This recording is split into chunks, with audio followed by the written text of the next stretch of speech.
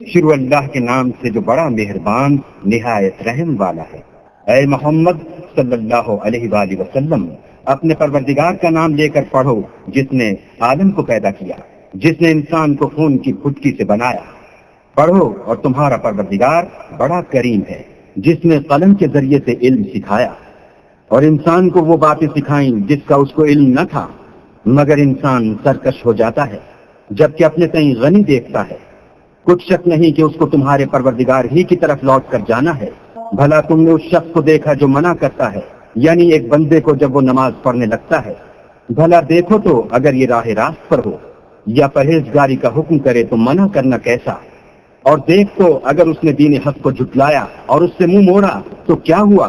کیا اس کو معلوم نہیں کہ اللہ دیکھ رہا ہے؟ دیکھو اگر وہ باز نہ آئے گا تو ہم اس کی پیشانی کے بال پکڑ کر گھسیٹیں گے، یعنی اس جھوٹے خطا کار کی پیشانی کے بال، تو وہ اپنے یاروں کی مجلس کو بلا لے، ہم بھی اپنے موت پلانے دوزخ کو بلائیں گے۔ دیکھو اس کا کہا نہ ماننا اور سجدہ کرنا اور قرب خدا حاصل کرتے رہنا۔